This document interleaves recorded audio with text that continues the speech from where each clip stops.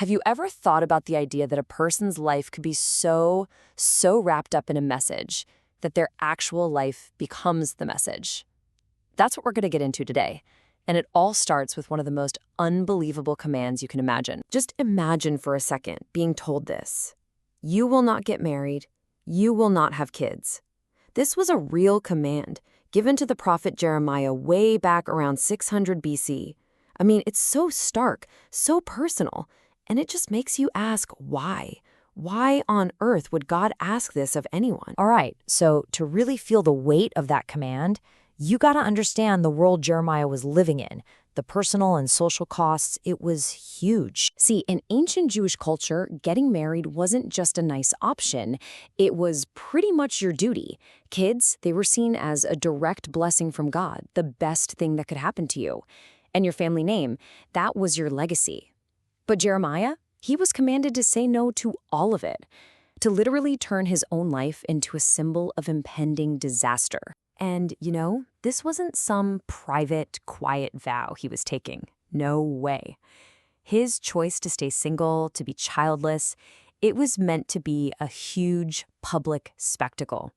It was designed to make everyone around him stop and ask, what is wrong with that guy? Why is he living like this? His life was basically the headline. So this whole public performance, this is what brings us to the core idea of a living sermon. We've seen what he was told to do. Now, let's finally get to the why. And the key to this whole mystery, really, it comes down to these three little words: in this place. See, this wasn't a command for everybody, for all time. It was super specific.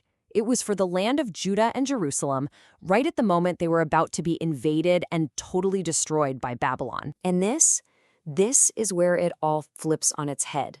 What sounds like a really cruel command was, in reality, an incredible act of mercy. God was sparing a future wife and future children from the absolute horrors that were coming.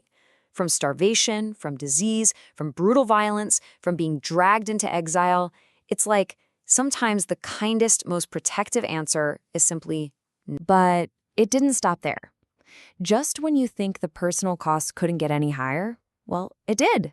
The command to stay single was actually just the starting point of his isolation. He was also forbidden from taking part in the most basic human rituals, funerals and weddings. Think about that. He couldn't mourn with those who were grieving. He couldn't celebrate with those who were joyful.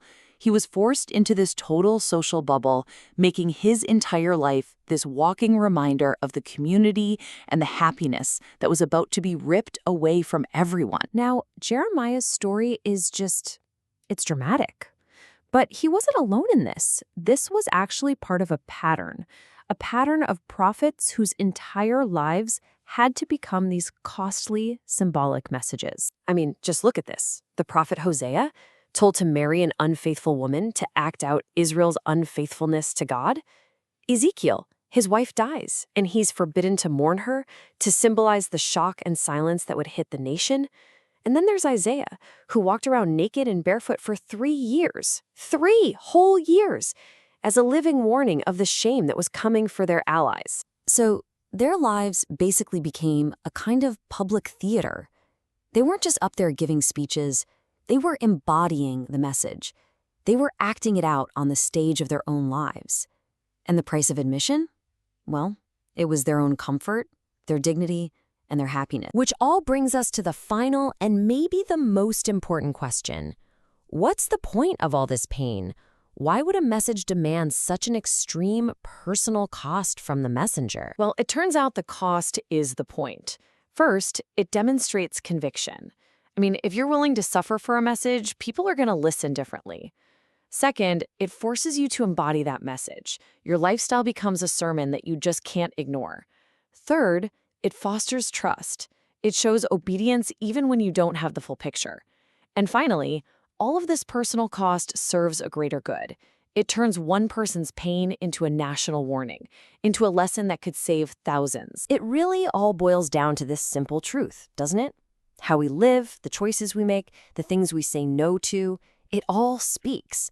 And a lot of the time, that silent sermon, our actual life, is the one that people hear the loudest. So I'll leave you with this to chew on. What really is the relationship between having a great purpose and paying a great personal cost? Can you even have one without the other? It's something to think about.